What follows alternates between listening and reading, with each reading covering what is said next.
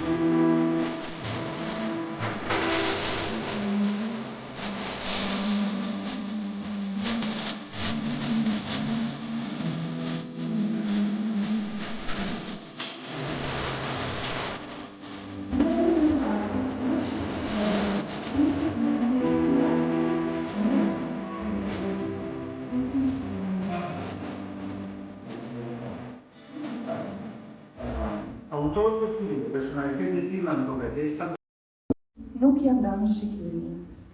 Thellë syve të erët, digjet, flakë për hershme bojallë. Zgjohet, imazhi zhduket, për të shfaqur në atë tjetër. Pastaj tjetrën. Pamja magjepse se i mbush vështërku. Doli pa çadër, hyri në të parën ndërtesë publike. Da rrugën të brohej nga shiu i bëft veror. Farmaci, as se dinte se ekzistonte. Një femër gjinë kufuar në bluzë gjysmëgol, sekte ritmikisht tastierën e kompjuterit. E pa mundur të hiqte syt. Iku, duke lënë pjesë të në vetes. Sido që të nesërmen, gruaja e përqendruar mbi ekran nuk e ngritti kokën. I shkëlqeu fytyra. Ditën tjetër. Shëndes dhe ju falenderoj që keni ardhur në këtë takim. Unë mund të flisja pa shkruar, sepse romanin e njoh gërmë për gërmë, por në respekt të gjithë pjesëmarrësve këtu, pëlqeva të paraqesja me shkrimet. Si të gjitha romanet e tregimet e Istrefa Xhillarit, dhe Kënga e Zogut të Parajsës lexohet me interes.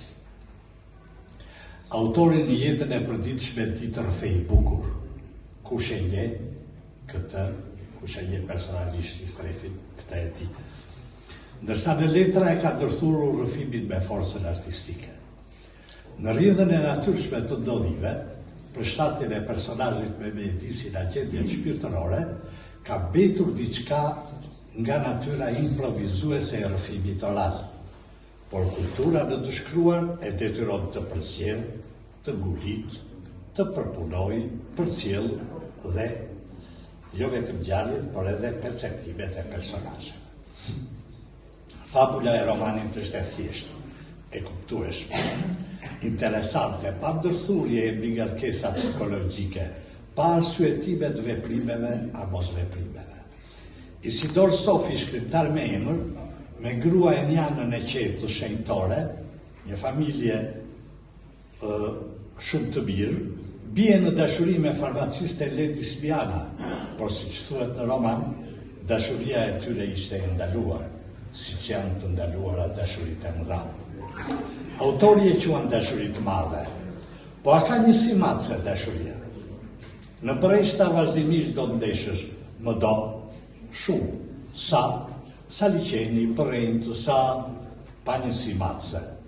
Vetëm mëngjese me mjegu, pas dite të avullta, stuhi sherresh, dyshime të dërsjelta, lirishta pa fund ku arlise ndjenja.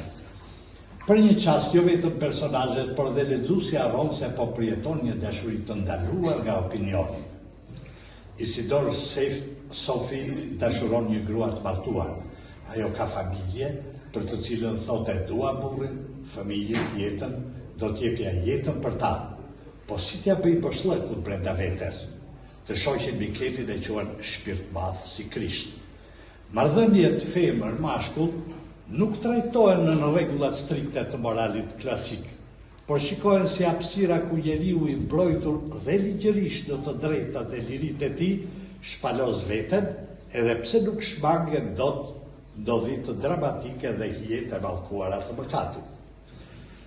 Rrëfimi në romanin Kënga e Zogut të Parajsës, duke alternuar vetën e tretë të narratorit me vetën e parë kur flet Ledi Smiana, përgjithsisht ndjek procedimet realiste, por nuk mungon fantazia për të tjetërsuar ato e për të krijuar realitete imagjinare subjektive.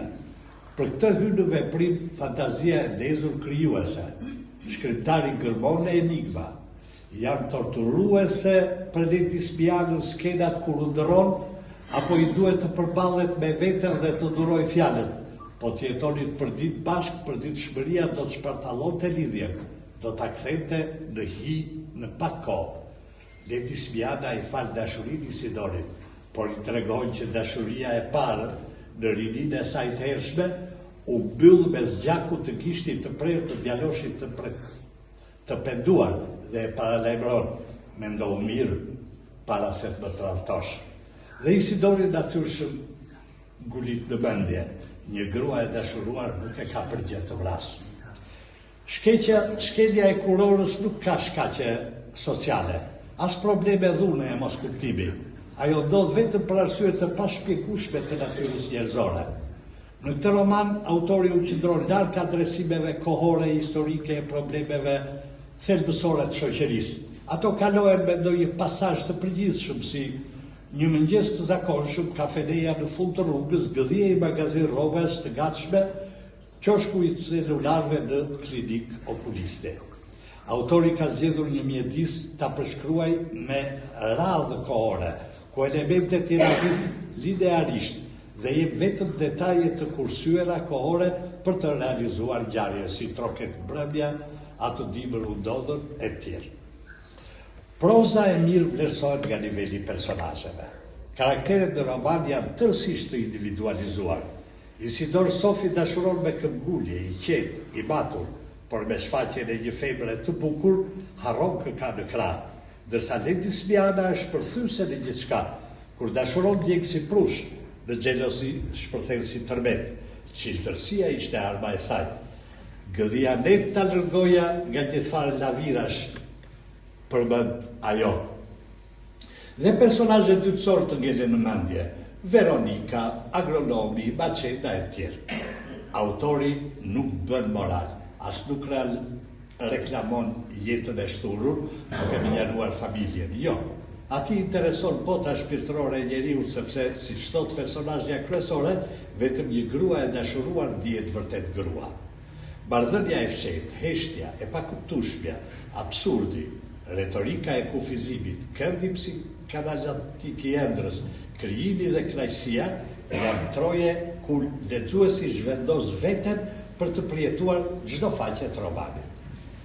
Romani shpalos një udhëtim brenda shpirtit njerëzor, ku dashuria, mungesa, pyetjet ekzistenciale përjetohen si një pjesë e rrugëtimit të vështirë të mbushur me shpresë. Kur lexon Kënga e Zogut të Parajsës, por dhe gjithë krijimtarinë e Istrefit, të duket sikur të hapet përpara një libër magjik që të frymëzon, të mëson, të argëton dhe të imponon dashurinë ndaj jetës. Ky libër të fal kënaqësi dhe të fut në mendime, duhet lexuar. Faleminderit. Kolegu profesor Balli i tha gjërat e ato gjërat janë shumë të sakta, si të thuash. Kështu që në disa raste na bie që të përsëritim njëri tjetrin, të përsëritim vetveten ose të themi gjëra që janë të luhatshme, si thua, të ngjashme. Megjithatë, duke ju drejtuar romanit, me njërë ajo që mua më ra në sy kur e mora, edhe nuk qëndroj, si thua, dolje i parashikimi që kisha, është Kënga e Zogut të Parajsës, titulli me fjalën këngë, shumë natyrshëm mendja të shkon në një vepër dashurie që është e përfshirë brenda në Bibël, që është Këngët e Solomonit. I Strefi ka dhënë Këngën e Dashurisë. Titulli besoj që nuk është ndërtuar me mekanizma për ta imituar atë, por është natyra e njeriut që do të verë diçka në dukje, edhe ajo që ti do të ndërtosh diçka, të bësh një himn për dashuri, së vetveti u quhet këngë, pavarësisht se ne kemi të bëjmë me një vepër prozatore, me një roman, një vepër në prozë. Pra kënga është vetvetiu ajo që autori këndon, si thua autori nxjerr nga shpirti. Profesor Mbujari tha diçka me vlerë, do të thënë ne jemi gjykuar që ta shohim letërsinë në bazën e moralit tonë të jetës së përditshme, edhe në bazë të kësaj bëjmë të gjitha gjykimet. Mënyra se si jemi rritur, në çfarë shoqërie jetojmë, mënyra si arsyeton shoqëria është mënyra të cilës i afrohemi dhe i përgjasim edhe ne, dhe ne fillojmë të arsyetojmë në atë mënyrë. Nëse do ta shikonim romani përpiqet që të kërkojë një mënyrë tjetër arsyetimi. Mua më kujtoi gjatë leximit disa vepra të s'po them të mallkuara, po të para me çudi, si thua, kur kanë erdhur në letërsi, një novelë të Thomas Mannit, Vdekje në Venecia, edhe shkriptari Nabokov, Lolita, romanin Lolita të Nabokovit, për nga konceptimi i romanit, jo se kanë ngjashmëri me ngjarjet janë krejt të ndryshme. Por romani ka të bëjë me hulumtimin e ndjenjave të shpirtit njerëzor në situatat as pak normale.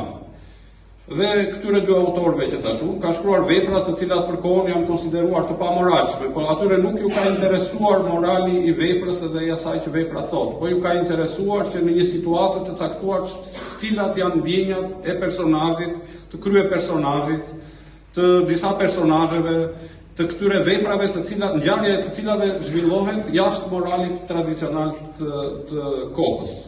Pra, shkrimtari ka detyrë që të hyjë në brendësi, në thellësi, të zbulojë, të na sillë ato gjëra nga thellësia dhe jo të ecë sipas rrjedhës së kohës, ngjarjeve të kohës, mënyrës së analizës që bën gjithë secili. Atë analizën e bëjmë zakonisht në jetën reale, sepse ashtu romani do të tregonte fragmente të natyrshme nga jeta, nuk do na tingëllonte befasues edhe i papritur. Në këtë kuptim, romani i Strefit dhe vetë shkrimtari Strefi është në kërkim të një ngjarje të tillë me një emocion të fortë, me një emocion të jashtëzakonshëm, i cili një ngjarje jo normale, po e them në thonjza këtë gjë, e cila na vendos në befasie dhe pastaj fillojmë ta hulumtojmë. Nëse do ta shikojmë me moralin shoqëror me cilin jemi mësuar, atëherë jemi relativisht të humbur si lexues. Nuk do të na shijojë vepra dhe nuk do të marrim ato thellësitë e saj. Disa procede artistike në këtë histori dashurie, e cila është histori dashurie, por është edhe dramë, sepse krijohen thyerje brenda natyrës njerëzore, të cilat e bëjnë shpirtin njerëzor të vuaj. Pra e bën të dashurin të vuaj për të dashurën, edhe anasjelltas të dashurin të vuaj për të dashurin, problemet e zemrës, por të vuajnë edhe për ato që kanë për tej, për jetët personale, për familjen, për gruan ose burrin, të cilët i kanë një marrëdhënie të pandërprerë. Pra këta nuk janë dy personazhe të ndarë nga familjet e tyre dhe po përjetojnë në një dashuri, por janë sipas familjare të cilët janë vendosur dhe rrethanat janë më stresuese. Ky jep atmosferën e dramës. Pra është një histori dashurie të themi e cila është kthyer në drama vetvetiu. Edhe drama është e tensionuar, ndihet tensioni nëse ne e lexojmë veprën. Një gjë si procede artistike, diçka e veçantë është që shpeshherë për të hyrë në psikologjinë e autorit, i Strefi ka kryer disa thyerje, tregon ngjarje si një rifiltar i zakonshëm, por e tregon edhe në plan të dytë, disa herë është brenda rrëfimit të zonjës, pra të Ledi Smianës, dhe ajo e tregon ngjarjen të njëjtën ngjarje ose një ngjarje tjetër që rrëfimtari s'e ka treguar brenda konceptit të saj.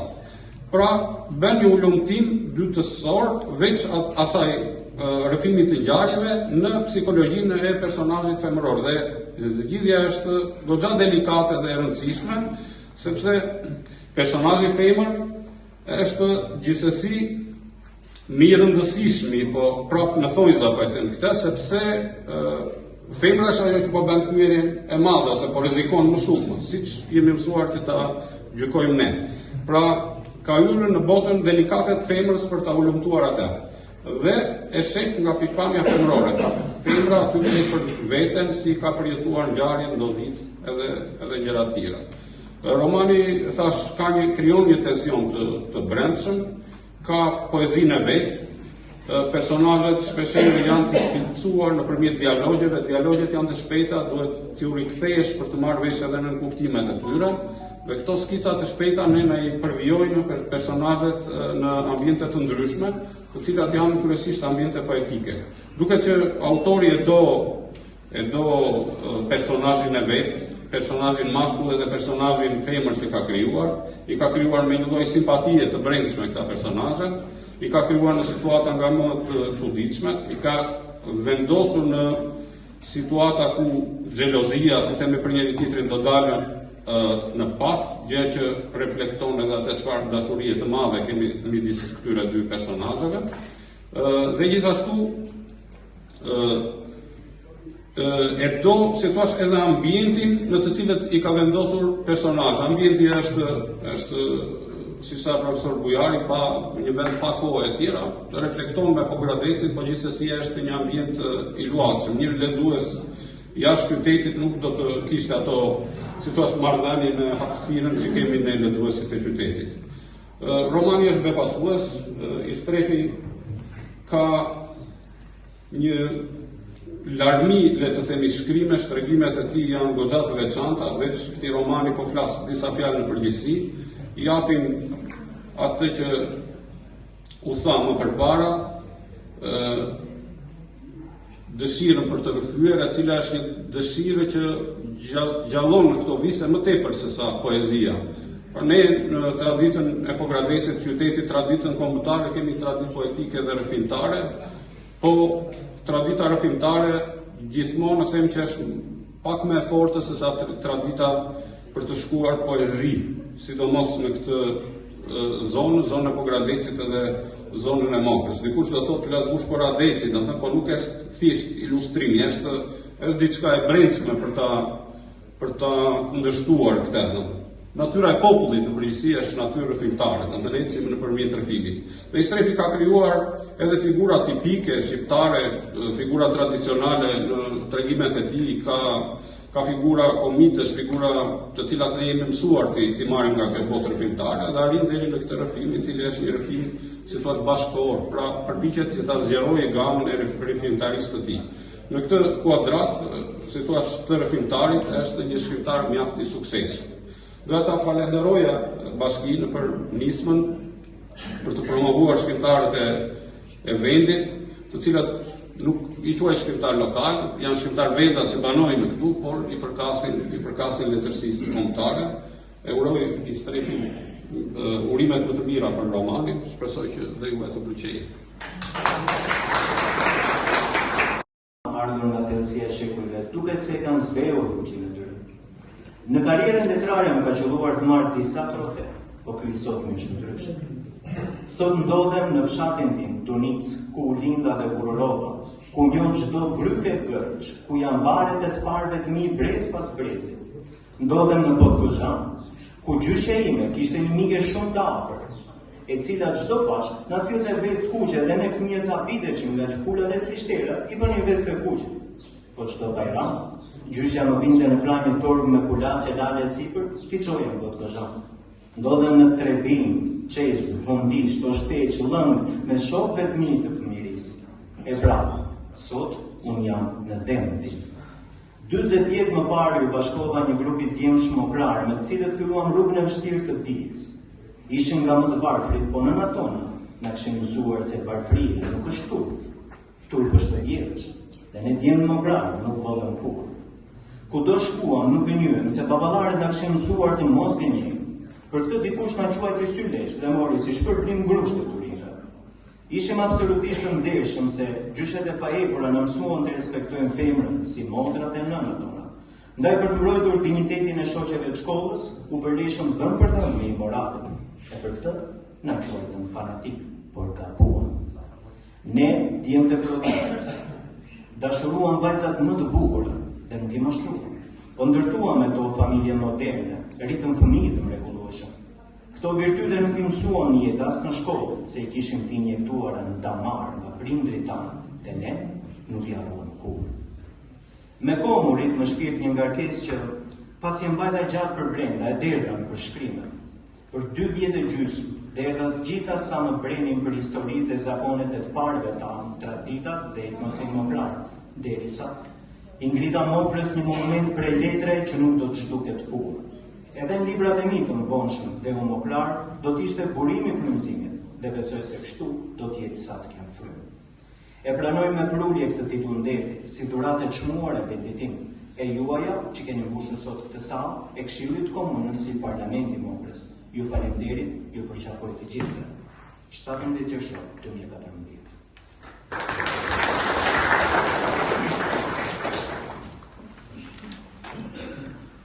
Një titull i merituar që urojmë të pasohet dhe nga shumë të tjerë.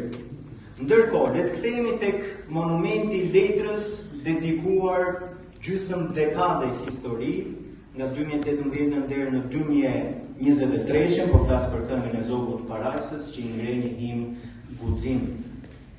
Dashurisë ndaluar, por jo më pak kohës. Do doja një fjalë nga poeti Qazim Muska për këtë vepër.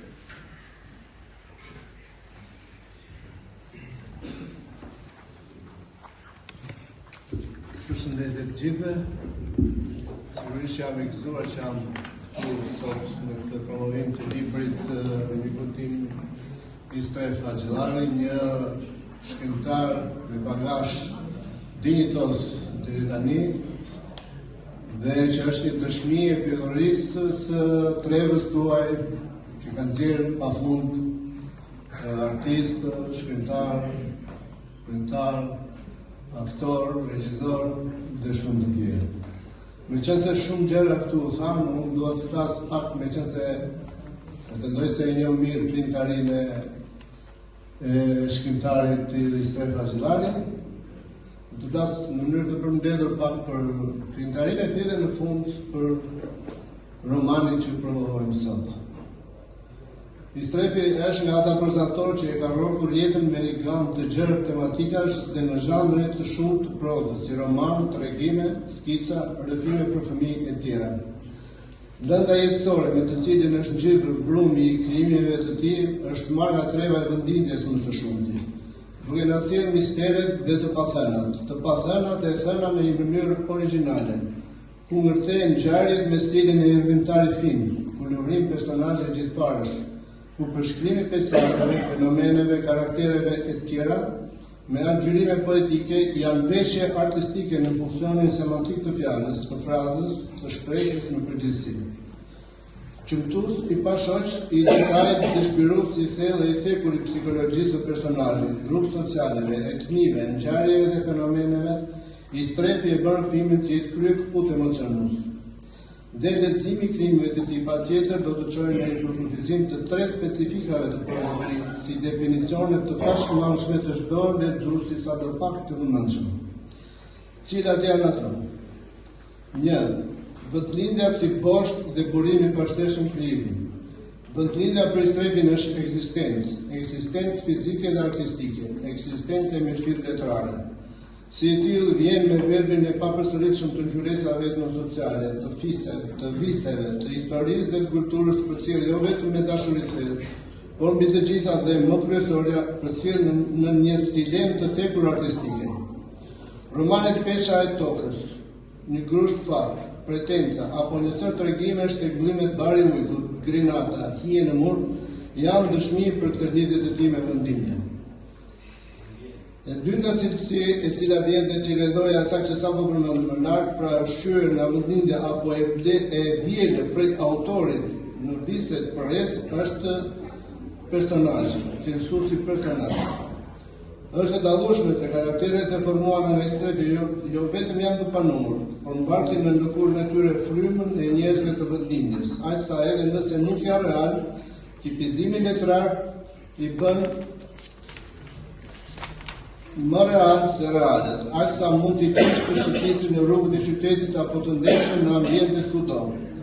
Por edhe ato karaktere që janë jashtë konstruktit fiziko-psikologjik të trevës përreth, janë të skalitur dhe të përpunuar në mënyrë të tillë që mbeten të pashlyer në kujtesë. Dhe e treta cilësi e krijimtarisë së strehtit që realizohet në vetdijen e lexuesit është një shtratë i gjerë dhe i thellë dashurie.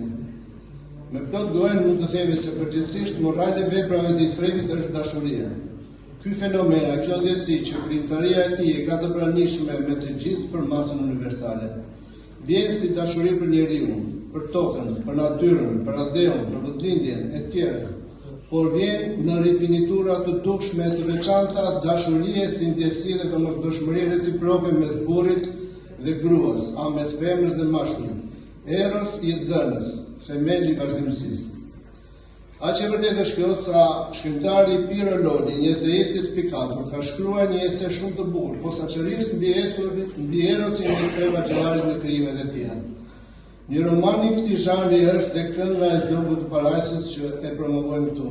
Një histori dashurie shpalosur kat në kat me gjithçka, me të papriturat, me dëshirat, me ankthet e me pengjet, me pritje dhe përcjellje, me gëzimet dhe shgënjimet, me gjykimet dhe me paragjykimet, por që në fund të fundit është një hap më tepër dhe një hobi ri në rrugtimin artistik të strehtit. Ky roman është një rrëfenjë dashurie të dy personazheve kryesorë, Isidor Safi ose Dori dhe Lady Smiana. Dashuri që lind papritur, ashtu si lindin zakonisht dashuri, pa kushte, pa komplekse, pa paragjykime. Qertulli idilik përfaqet përmes integrimit organik të kohës së rrëfimit që përfshin një sër rrafshesh si rrëfime të drejtë për drejta, përjetime të çastit dhe të së shkuarës, kujtime, ndërrime, interpretime e tjera. Duket si një ditar që nuk është mbajtur shënim, por është jetuar dhe ndjerë gjenin në çdo orë e minutë, çdo çast. Tregimtari ka një stil eliptik, tepër i thutur, tepër racional me fjalën. Me të i nis fund të krye tekstin me një përkushtim me durim prejoshmare. Skena dhe prapaskenat çudit dhe habit, gëzimet dhe idhërimet reale dhe irreale i fut në sundimin e këtij përkushtimi, duke na dhënë një vepër letare ku referencat, meditimet mbeten të hapura dhe pas pikës së fundit. Duke i uruar sukses.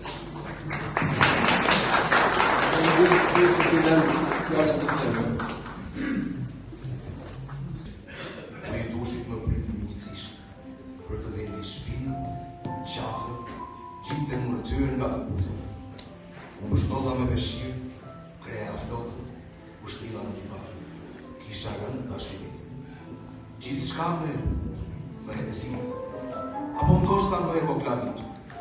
Ka dritarja mbramja zbriste me përtesë, uzhina nisi të vërvitë, me një mobilë, e smerët. Erdi zëri im nga kotu për balë. Nëse gruaja shtruar këmbi këmbë, nuk ishte vetja ime, dhe nuk shikja ëndër, mbeti të isha e marë. Fërkova sytë, i bulita radhës e kotë, fytyra e ngrisur ndronte si të ishte jashtë opsore. Mjashtë i shqeve gogla dhe shtu. Duhet të bisedon. Ngrysi vetulla t'u jepte veç fjalë. Çfarë të bisedon? Më në fund pak zë. Marrëzit e tua, si fillim të prezantohen, i zjatatorë. Ledi Smiana, paraqit, palguaj të vëndit. I njëti zë, e njëta fytyrë. Thua filli jetësime ishte endur e prerë me të saj. O fletë për qartë. Jam vetja tënde e pasti. Tha qëtësisht, si t'ishte fjallë për diçka të zakonshme. Që kërkun për e me? E dashuron? Duhet ta dish je vetja ime. Jo e të, pjesa e ftohtë.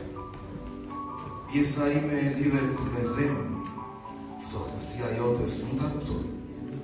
Thua të mos e kuptoj shoq, nuk do t'ja ushtje në vesh dikush ati. Vajzave, prindërve, të afërmve, renditi pyetjet me ftohtësi misti. U pa në sy, se cila në rrugore e vetë. Im shoq është bashkëshorti mirë, papa, familjari përkryer, por nuk mjafton.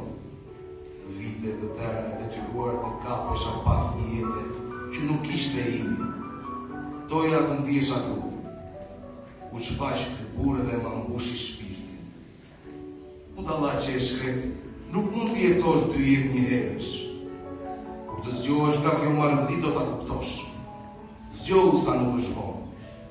Verta roz në mekë të frytur. Si dreqin më ndodhë si përmendje.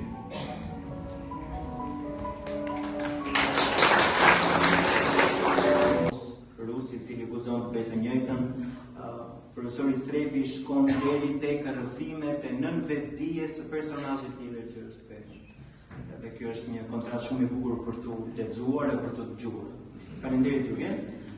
Ndërkohë, diku nga rreshtat e mesit kemi një person i cili është laureuar me shumë çmime kombëtare dhe ndërkombëtare në fushën e librave, kryesisht në poezi. E kam fjalën për poetin e më të njohur, zotin Dimitër Pojanaku.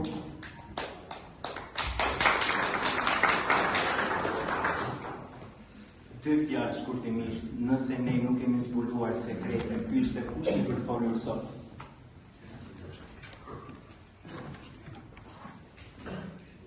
Si të erdhi ndërmend ky titull? Ja, më zbriti diku nga lart, siç të vend dy për qiellit y nishën poezia.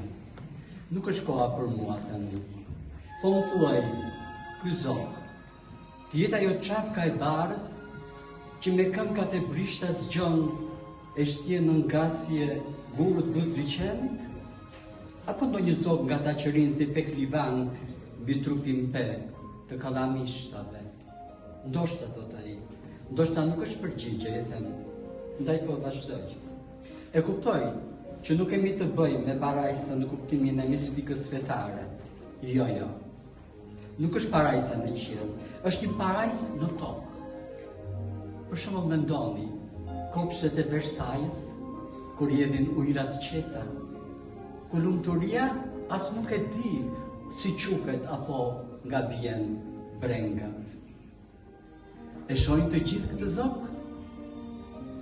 Jo totaj, pas pak qastesh meditimesh, vetëm të dashuruarit. E di, po ku e ngreponen ky zog? Te krarorët e tyre?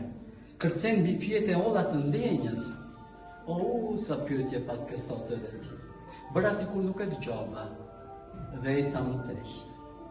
E kam dëgjuar këngën e këtij zogu, sa dashuria i zbukuron dhe i maros, ku ju jepni ngjyra si pendët e pallojit, ku ohet e hahet, që dalin nga shpirti si koralet nga trazimet e detrave. Po kur njerin ka të dashuruarit, është plagosur. Kënga e këtij zogu, a bëhet të shtuse? Nëse po, çfarë timbri i ndërshëri? Ai më sheki çuditë. Po ka pyetje të shkojë ndërmend, nuk e di tash. Kam pyetur fotografët e Discovery Kanal që jetojnë në botën e zogjve, po ende nuk po marr përgjigje. Vetëm dje më shkroi njëri që vëzhgon zogj të Buzërinit. Më rëpente se kur nuk ishtë dëgjuar një këngë vaj, nga po thuaj të gjitha llojet e zogjve. Ose janë tepër të zotë, më thosh, të fshehin pikëllimin në ca arje të pa krijuar ende nga ne, njerëz. Mirë, po e përsërit pyetjen, po këtë herë si në anë. Kur dashuria që e lindi këtë zog tronditet nga jashtë, si një lule që çel pardur pramberat e dimri xheloz i akrohet. Zogu ku shkon? Si ron? A ron do të pas ngëllimin e takave të asaj në bulevard? Pas dridhjet e zemrave në takime si kriveci që dritëron liçenit? Pas humbjeve të shpirtrave tek njëri tjetri kur bien nga qielli shtat? A ron dhe? Po mirë, duke se ata të dy e mbyllën portën e kështjellës. Ata e dinë se e kanë në dorë fatin e tyre, po fatin e zogut që e kanë ata në dorë, ose më saktë që keni ju të tre. Çdo të thuash me të tre? Po, çdo të them, a nuk i lindë ti dy të dashuruarit gjëna dallvi? Ata pastaj, nga palmi i dashurisë, a nuk e lindën zogun e parajsës? Fundja ata të bëjnë çdo duan. Nuk po më duket. Dua vetëm që ai zog të mos bjerë nga parajsa. Është aq i mundur. Është aq i prisht, do i therin krahët, zëri do i meket, shuhet. Dua të jetoj ky zog, më dëgjon. E dua se ai nuk është prej mishje kockash, ai është krijuar nga pluska prej drita, nga rregëtimi i damareve kur vërshon gjaku i starës. Ai nuk ka pend, por krah putrash dy berta, ka zjarmin e valës mbi val, ka dritën e hënës, kur është plot 15, e dua të gjallë dhe dëgjon. Edhe nëse ata e shuajnë zjarin, ti, ti, përcëlloj duart në hi, mbrit ditat dhe rilindje. Në vend të përgjigjes më tha, se çka më trokitet të pazakon në të më tha. Doja të thoja se ti ke miq për kokë ata të dy, dhe zëres të ke kyçet e farmacive në dorë, gjen çdo ilaç, por aty për aty ndrova mendje. Nganjëherë një shaka që mendon se do të cilla një gri, mbjell mërzi, njësoj se një humor i idhur. Çovi thash, bëj një shëtitje, mbasi largon trokitjet. Unë po ri dhe pak i thash, ti e di, vetmin kam luks. Vuri në buzë një buzëqeshtë si të thosh me rupapshim dhe iku. Më duke zgurapat e nga darkë dhe të randë ja diktonin mendimet. Ish një prill përgërlues. Mbi tira dy zoq po humbin, mbi krahët e njëri tjetrit. Të bukur jeni tash, dashuroni, po unë po kërkoj zogun e parajsës. Ku mund t'jetë tani? Aroma?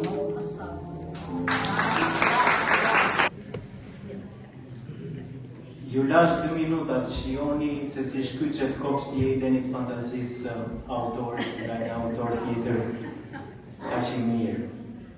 Dhe që të mos e varfëroja fjalën e tij me pasimin tim. Po vazhdojmë shkurtimisht, shumë faleminderit zot Jana.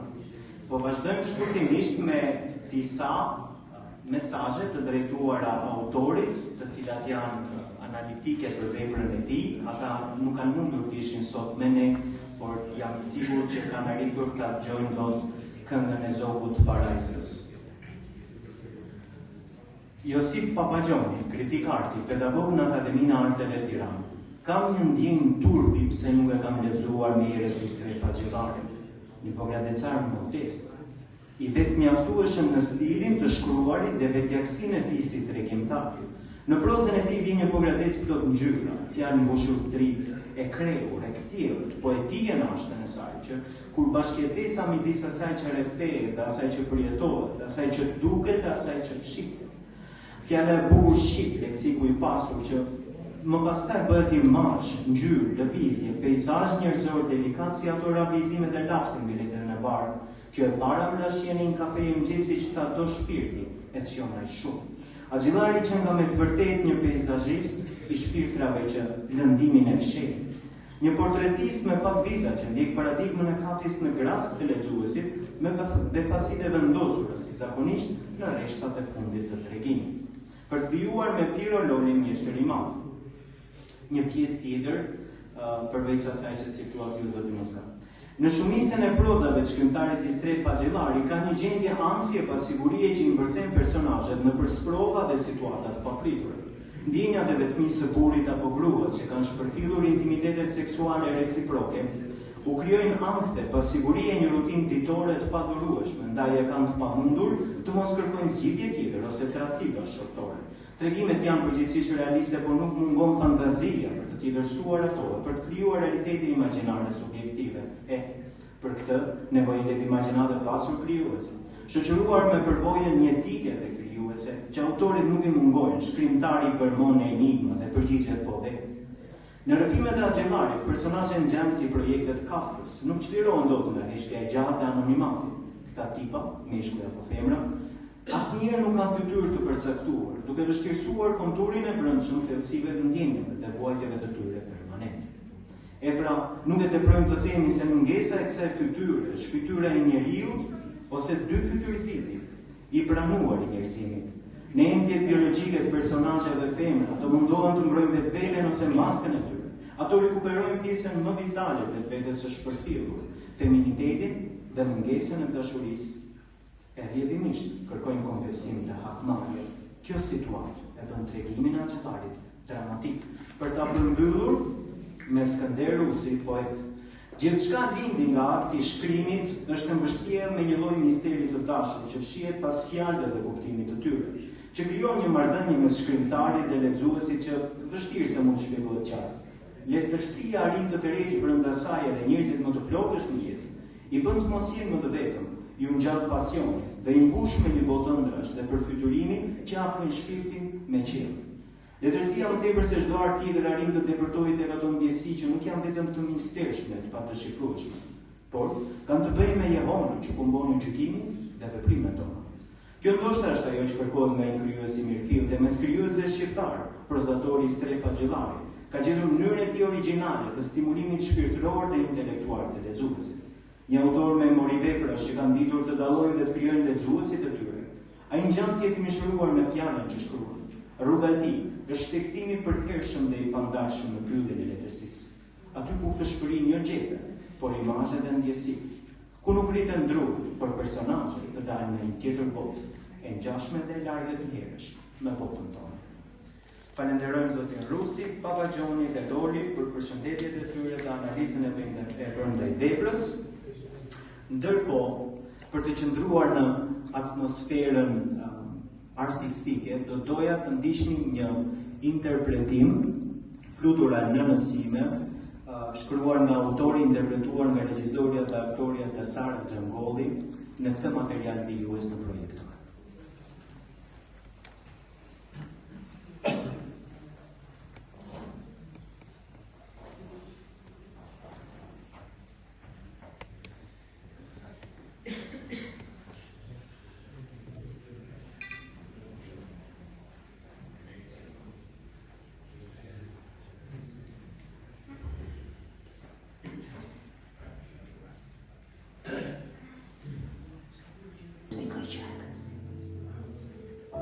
Zemra më blo. Si kisha të rënditit të ndryja mallit për në nëntime. Si dreqin kisha qeshur për shaka ndërsa jo prehi në varezat e qytetit. Krijesa po i kruri, pruvia unë në një kohë të artë. Kur ta tale jetë dhe jetë shtënis. Vitet rashirë në rapsht. Zëri me lëdjus për shumë si lumi rëmbyer pas shirave litarë të pranveres a jehon ardhur nga lartë. Zote pravat e fëmires.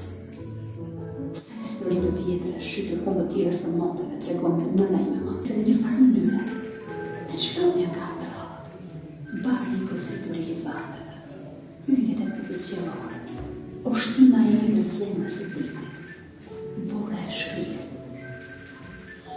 e gaspore,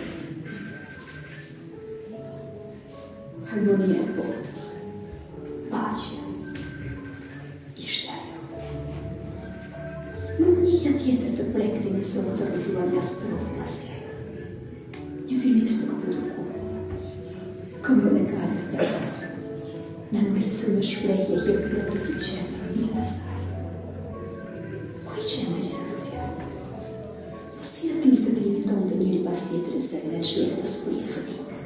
Pastaj, po shpërim në ëmbël të një engjë. Si arrintë të bote bashkë fjallet e njerëzit me hungërimat, me mjaumitjet, me pulurimat e kafshë. Sot të bota të gjojtë anë jetës së mërëgjë.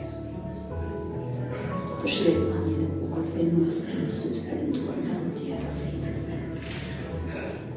I mësova një për një pravat me gjithë, Katalan, botën e nëndeshën të fleketarë. Historit e budhave që përlosën dikur fatat e vendet, të folur me pleqë. Zërën e gjirë të kapitanit, britmë të komitë, i mërëtë më në qërëvo. Pa e ditur se më hynin a që shumë punën të me të ardhqë. Kur shkruaj, një vështrimin e syve të saj për e qiellit dhe mutem të mush pajët njëra pas tjetrës.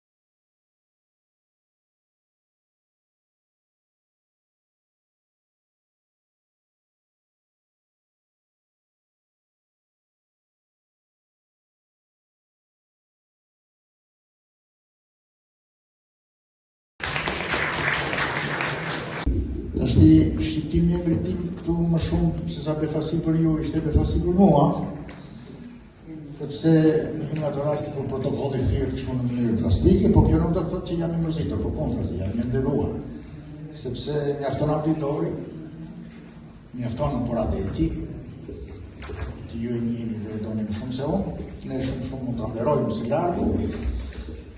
Mjafton edhe paneli nderuar dhe fjalët që u thanë këtu, jo vetëm për Strefin, si shkrimtar, edhe si mik. Ata që folën që e kanë mik, më gjithë se unë jam kundra kësaj.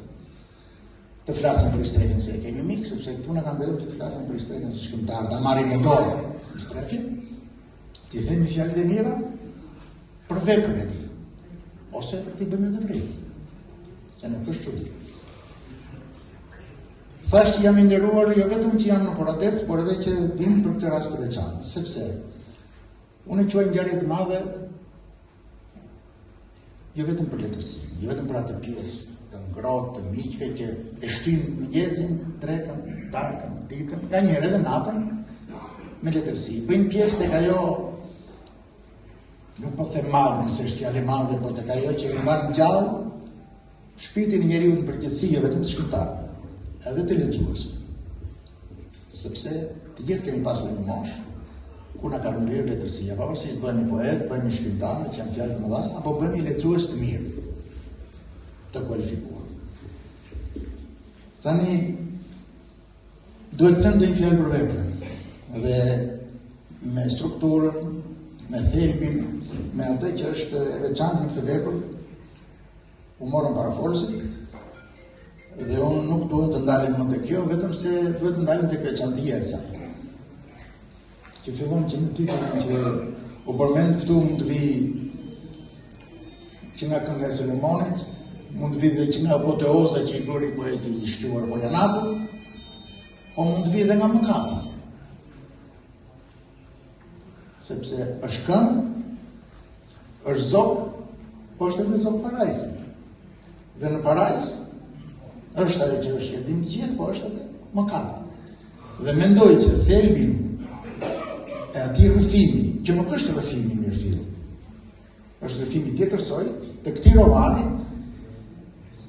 e ka marrë autori Zanafillin që në titull.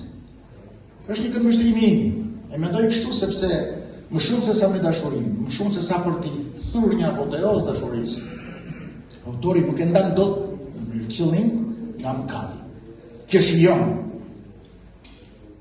por që krijon edhe dramë. Dhe këtu pastaj ngjizet ajo që na pëlqen, s'na pëlqen, e lexojmë ande, lexojmë pa. E para, e dyta, duhet të ndalim pak te gjuha, që është një vlerë e dytë e rëndësishme, sepse e shkruar me një mësues fizike i ka dhënë një racionalitet i cili të befason. Me përmbysje sintakse, me përmbysje dialogu, me fraza eliptike të cilat kërkojnë në thamë drejt profesorit tu rikthehesh dialogjeve të shkurtra, jo vetëm për t'i kuptuar, po për të marrë atë mesazhin, atë nektarin që atë letërsia mbaron.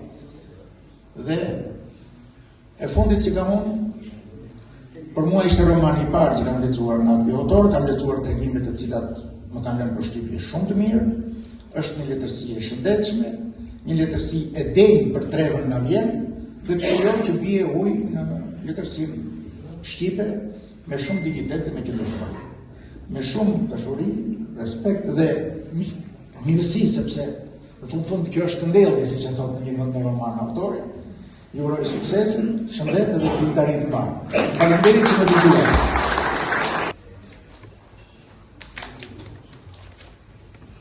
Para se unë të lexoj diçka që kam përgatitur për romanin, pas leximit që i kam bërë këto ditë, duhet të uroj autorin, duhet të uroj dhe miqtë e mi si Neli Bojari, edhe plotës të tjerë këto gurin të tjerë që më njoh dhe i kam miq të mirë, dhe pashin dhe ata festa të tilla si i Strefi. Unë jam fokusuar kryesisht në gjuhën e romanit, më përpjekur të bëj një lexim të dëgjues dhe të strukturës të mënyrës së rrëfimit të romanit. Me pak fjalë, ka patur ndonjë synim më të madh për çelira, por për thënë disa specifika që ka ky rrëfim i këtij romani. Unë historikën e kam njohur shumë vite përpara dhe si çdo autor tjetër, kur nuk e njeh, gjithmonë ka të parë gjykimin e emrit që nuk digje apo shesh, çfarë shkruan, si shkruan, dhe nuk gaboj nëse këtë tregim që lexoj mikja jeme me dashur aktoria e mrekullueshme e Sara, unë e kam analizuar dhe cituar dikur në bibliotekën e Korçës, mbase 15 ditë para, mas gaboj nuk i mbajmë në vitet, dhe Istrefi erdhi tek unë, jo vetëm si mik pastaj, por erdhi si një shkrimtar me një tekst të realizuar mirë, me një akt të realizuar mirë, dhe te shkrimtarët ndodh që ata rrugën e çajnë nëpërmjet veprës së tyre, edhe ke miqt, edhe ke lexuesi. Ajo është arma e shkrimtarëve. Duam ne bëhemi sa të duam interesant. Vepra është ajo që në tregon pushim. Kam shkruar edhe një herë tjetër, vite përpara për Istrefi Axhillarin, dhe nuk jam nga ata që shkruaj dendore për këto nëse teksti nuk ka brenda brumin e dur të artit. Nuk e njihja, por tregimin e tij më lën bresa të thella që më bën të shkruaj. Edhe çështja që më bëri të shkruaj, është e parë. E lexova romanin dhe për ditët e rretova me atmosferën dhe kimin e tij me personazhet, Dorin dhe Ledin, dhe më duke vetes si vazhdues si rrugëtimit të tyre dalldisës. Arsye e dytë. Romani merr përsipër të eksplorojë pa vetë disinë e qenies njerëzore në ndikimin e erosit për të një qenie të vet. Dhe e treta, ula përballë kompjuterit disa të ngurtësoj disa mendime, i sjellje për sjellje brenda vetes, mendimi do t'i daj sot këtu me ju, por arsyeja e tretë, më kryesorja është gjuha e rrëfimit në roman. Proza e Istrefit përveç zgjedhjes dhe trajtimit të subjekteve me motive bashkëkohore lëvrohet nëpërmjet një gjuhe stili të mirë përpunuar. Fjala në penën e Istrefit merr ngjyrim me kuptimësi të larmishme në funksion të ideve, ndjesive, mesazheve që trajton me një veçanti strukturore. Është e përzgjedhur, e gjetur dhe e kursyer.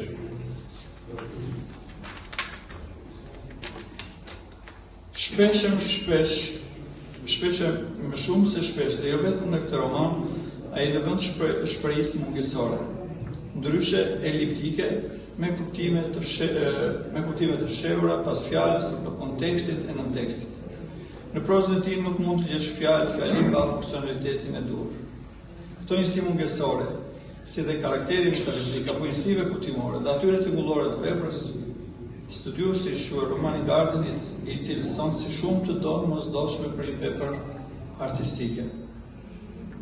Më bën përshtypje gjatë leximit mënyra e ndërtimit të fjalimit. Ato thyen shpesh pa shëndruar besnike e rregullave sintaksore të gjuhës shqipe. Është ritmi i brendshëm që dikton penën e shkrimtarit. Por më shumë se kudo, kjo bie në sy në fund të çdo fragmenti. Një fjali eliptike qoftë edhe me vetëm me një fjalë përmbyll një situatë, një gjendje, një tension apo një meditim. Thuaj se i dashuruar me fjalën e shkurtër, të mban mbërthyer pas rrëfimit.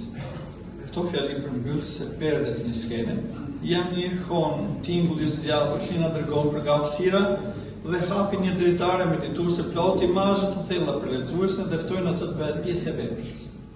Pra shprehja e kursyer e bën lexuesin të bëhet pjesë jo vetëm e tërësisë fabulës, por edhe të ndjeta e të bëhet pjesë e gjendjes poetike duke krijuar kështu një vepër të re. Teoritë e sotme të shkencës mbi letërsinë e shkojnë këtë si një këndvështrim modern të krijimit të veprës. Përveç kësaj, romani thuajse është strukturuar si ndërthurje dialogjesh dhe monologjesh dhe rrëfimi ndodh në vetën e parë kur rrëfen të dy protagonistët dhe në vetën e tretë kur rëfimtar. Ndërtimet elliptike me teologjia të shkatës, fjalë kursyer, plot nerv apo lirizmi fshehin kuptime, imazhe, ndërmendje dramatike, lirike pafund dhe faqe për faqe japin romanit atë lisë poetike estetike të lavdërueshme, të lakmueshme, çdo të serioz. Marrëdhënia me gatuese me dy dashuruarve i ngërthen një dramë sa vetjake, aqe dhe shoqërore që ha diskutime, jashtë çdo skeme dhe kënd vështrimi moralistik, por dhe që kërkon gjuhën e vetë, gjuhën e dur. Fundi arti shkon për të rregullave e lidhjeve të moralit të një kohe të caktuar, të një etape të caktuar të shoqërisë.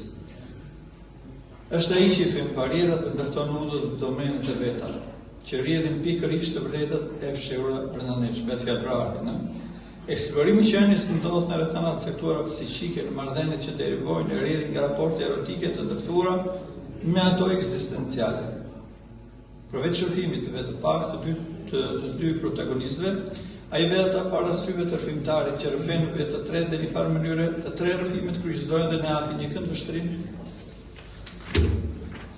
tridimensional të fenomenit. Por jo vetëm, edhe të secilit protagonist, duke ndërquar në tërë thellësinë e gjersinë e tyre të pafundme, i gërsheton në dialog, i zbulon me monologje dhe uhet dritë me anën e rrëfimtarit. Pra në sytë e lexuesit, gjithçka shfaqet dhe zhvillohet dhe ndodh në një vështrim tridimensional. Kjo ndihmon autorin që të bishturojë me thikën e hollë të gjuhës deri në thellësirat e panjohura psikologjike të qenies. Gjendjet e caktuara të secilit, ndërmendje e projektimi vetjak vizaton shpesh me penelata e gjyrimi që përgjigjen situatave shpirtërore e mentale. Kjo bën që gjuha të fshehtë të pafshehshme e të rrëfejë në të njëjtën kohë të fshehshme.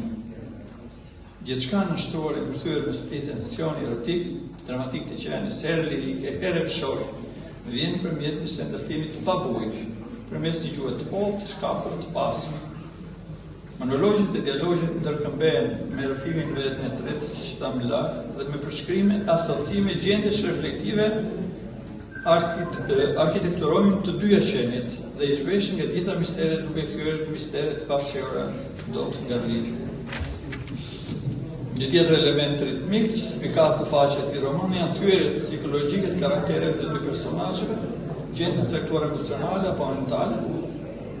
A do mundeshin dot këto thyerje pa ato në kuptime fshehur pas gjysma përgjigjesh, shpesh me gjure të trupit apo të zgjesteve, pa atë tonin të rënesht të dy njerëzve dashuruar, por dhe të linçuar nga mëkati dhe liria e pamatshme, që është ajo mëma e mëkatit. Shkurtër përfundimisht thuaj se dashuruar me fjalinë e shkurtër, i strehtë të mban një përthyer pas rrëfimit dhe diçka që shfaqet para nesh ngërthen të rësi metafizike që rrjet nga marrëdhënia e personazheve dhe zhvillohet brenda secilit për nesh. Këtu është vlera e romanit për të kuptuar të pakuptueshme dhe për të fshehur të pafshehshme. Faleminderit për Nuk do zgjatem për ato çfarë më thanë, gjëja më e mirë, më e bukur, më tepër prishet, nuk ka çartua për Istrefin. Diçka të veçantë për të, diçka që do duket në fillim si e habitshme. Në fjalorin e gjuhës shqipe kemi një fjalë, sasi. Gjithsesi, njerëzit e marrin sasi, shumë, sa më shumë, nuk është fjalë e thjeshtë, është fjalë e përbërë. Sa dhe si, sasi dhe cilësi bashkë. Në rastin konkret, unë e kam fjalën për Istrefin. Nuk dua të kujtoj gramatikë për sa janë këtu në sallë, sepse gramatikën e kemi bërë cokë e qikë. Dihet si e flasim të gjithë, po që për gjuhën shqipe, duke filluar që nga sferat nuk e larga deri këtu poshtë. Istrefi ka ecur me mend në kokë dhe me këmbët në tokë në krijimtarinë e tij.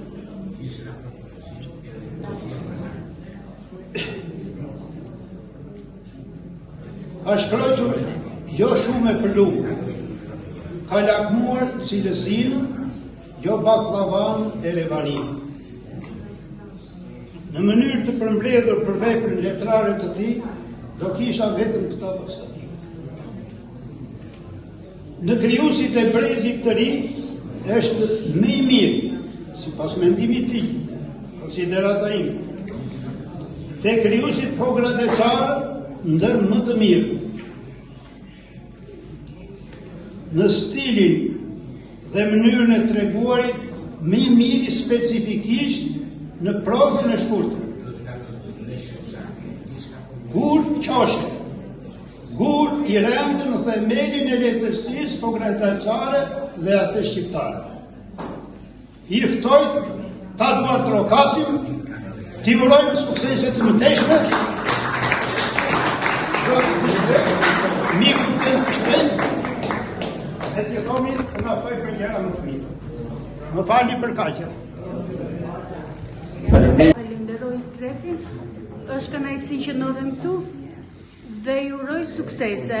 Libri është mbase fantastik, u referohem profesor Nelit edhe profesor Bujarit dhe parafolste. Kam kënaqësi që ndodhem dhe të uroj krijimtari të mbarë. Kënga e Zogët Parajsës është një poem e shkruar me gjuhën e prozës. Është një poem e ndërtuar në pak nisi ndryshe. Është një himn për guximin, për dashurinë, për moralin, për mëkatin, një guxim për jetën njerëzore, të njerëzve që duan të dalin nga zakonshme dhe të jetojnë jetën nisi ndryshe.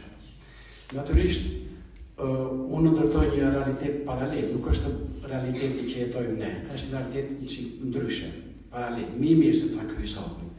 Një realitet ku mungojnë sa element që për fat keq aty këtitrojnë nuk po ikin prangat.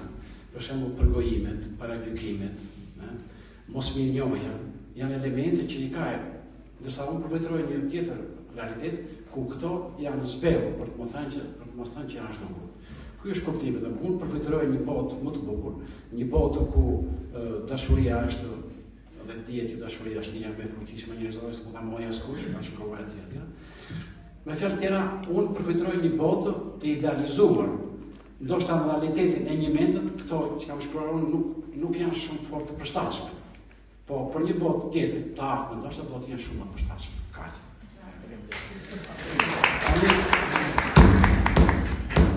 Unë zgjodha ta prezantoj librin me njerëz të thjeshtë të tim, me miqtë e mi, me të cilët pi kafe, me mendime për jetën, për politikën, dhe nuk preferova që në këtë takim të ftonje miq të shumtë që kanë nga dota, me cilin ka rritur puna, përveç këtyre miqve që kanë nga Tirana. Pse? Sepse unë letërsia ime është letërsi e Pogradecit, e qytetit dhe e fshatit. Personalet e mi janë njerëzit e thjeshtë të qytetit tim. Janë ata që i kam njohur, ata që i kam dashur, ata që janë gjallë, ata që nuk janë gjallë, të mirët, të mirë dhe të këqinjtë, miqtë dhe jo miqtë e mi, burrat, gratë, fëmijët, pra njerëzit që i njeh gjithë ju. Në të gjithë prozën time, edhe në këtë roman, pavarësisht nga këto që thamë, arre pulsi i qytetit, arre zemra e njerëzve me të cilët unë punoj. Dhe janë idetë e tyre, ndoshta pjesërisht janë mendimet e tyre që mua më frymëzojnë për të shkruar dhe për ato që kam bërë deri tash së premte. Unë nuk gjej fjalë më të mirë që të shprehë se sa një faleminderit e madhe për gjithë ju miqtë e mi që keni ardhur sot këtu. Jam shumë emocionuar për këtë pjesëmarrje dhe për dëshirën që u shfaqni këtu, pavarësisht se u lodhëm çik. Unë falenderoj gjithashtu bashkimin, falenderoj gjithë organizatorët, veçanërisht Dori për moderimin. Një falënderim posaçëm kam për mikun tim të vjetër dhe të Bernakun, i cili dha ngjyra takimit, për Nardin, për Eritanin dhe gjithë ata që janë këtu. Veçanërisht për Elsën, e cila erdhi sot për mua, mikeshën time të hershme, po dhe të gjithë tjerë. Faleminderit.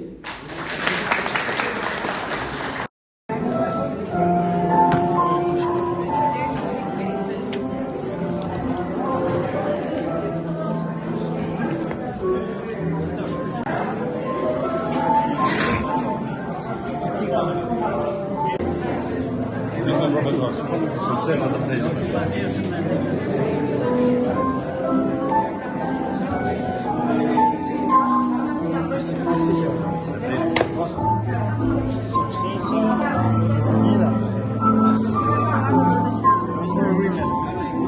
Po, faleminderit.